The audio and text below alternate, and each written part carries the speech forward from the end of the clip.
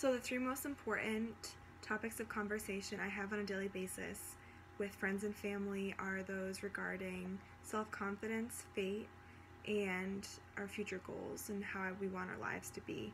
These topics are especially relevant nowadays because I'm graduating soon, as well as many of my friends, and all of these topics tie together, and I think it's important to talk about. So I'll start first with self-confidence. So it's one of those underlying traits that's a decider for who we are and how we regard our world.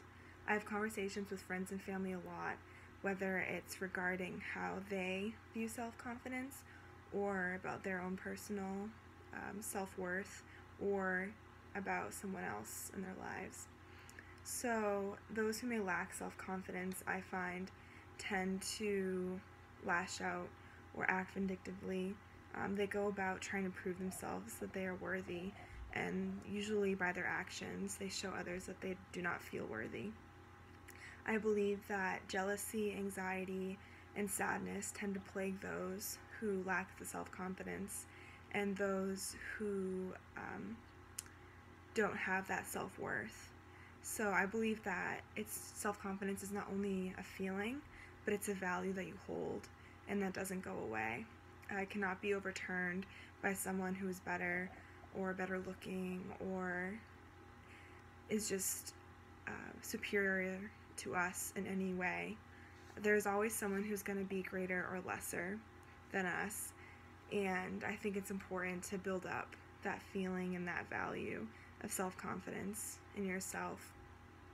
One of my favorite poems of all time is called Desiderata by Max Ehrmann, and he discusses the idea of self-confidence a little bit in this poem and about how you should believe in oneself and how there's always greater or lesser people out there.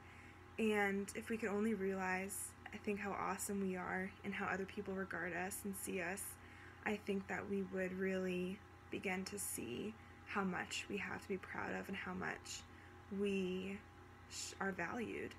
But until that day comes, and that's possible, I think that we have to build that up slowly and really come to value ourselves, and I think that then we can reap the benefits. And I think these benefits are happiness and just success in whatever we choose to be successful at, whether it's in a career or an instrument or some other type of goal that we have.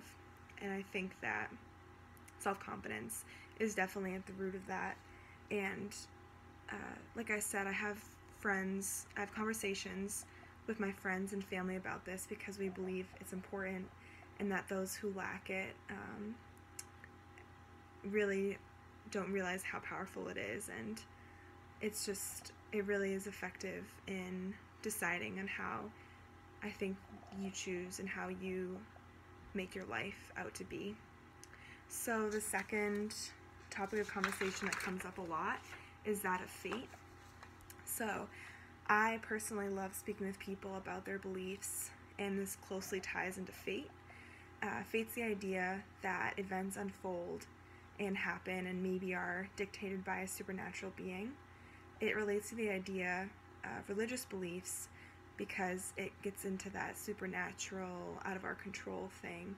So whether people believe in a god or they don't, it is just really interesting to me, and I think it's a less awkward way of approaching and asking someone maybe you don't know as well about what they believe in religiously, and instead talking about fate. I find it's a little more fun and it's not as awkward.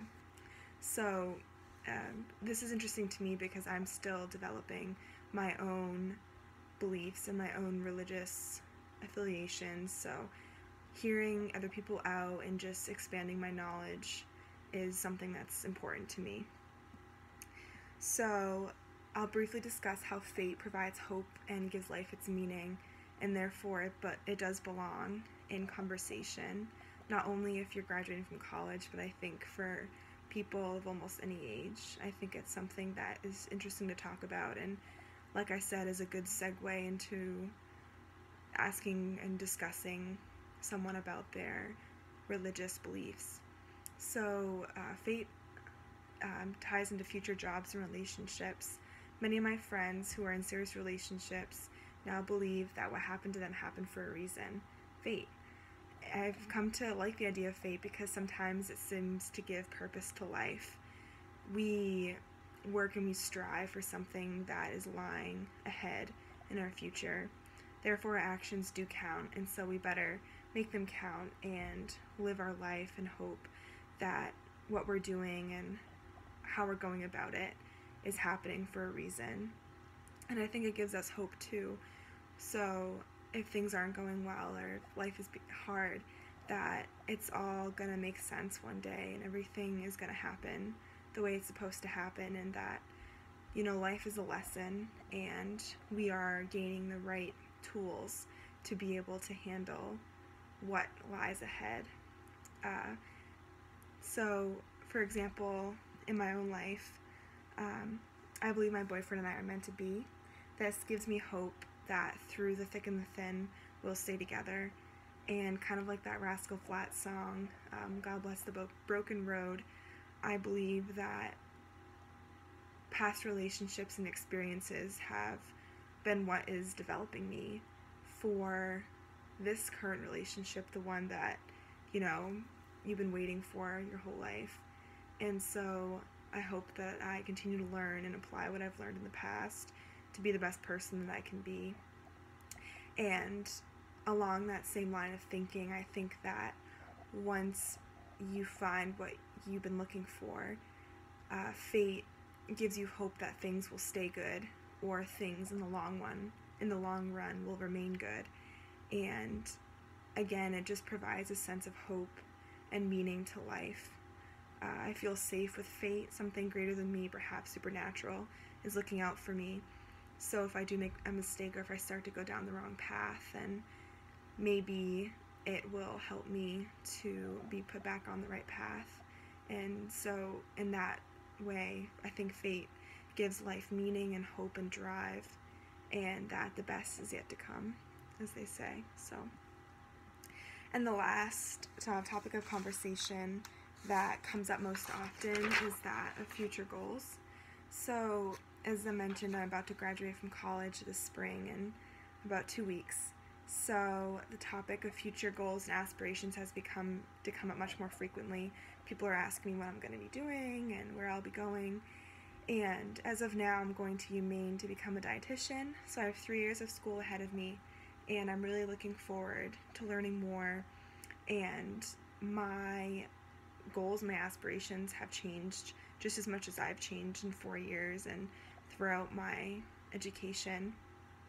When I first came to uni, I wanted to be a doctor, and now I want to be a dietitian. And I think that discussing your future goals and keeping that line of thinking open and that line of conversation open, it allows you to further explore your world and your environment and hear about what others are doing. And in some sense, it's a networking opportunity, and just learning, what's out there and connecting with others and hearing what others' values are. And I think it's just another opportunity to connect with people in your life, and it's just really exciting to talk about. Careers aside, talking and discussing the future goals, relationship goals and other things you want to accomplish. For example, I want to get better at the guitar. So I think that keeping those goals in mind and saying them out loud is really, really important for just keeping them on the horizon and making sure that you are making them come true and you're doing everything you can to make them come true. So I think that's really important. So again, all these conversations link back to the life stage that I'm in. I'm about to graduate, and I'm dreaming and looking ahead and hoping for the best. And although these times aren't, I'm sure, the toughest I'll endure, they're hard work. And so that idea of fate gives me hope that it'll all work out the way it's supposed to. And I'm just really looking forward to the future. And I think it's really important to keep dreaming and to live life with a purpose. So, thank you.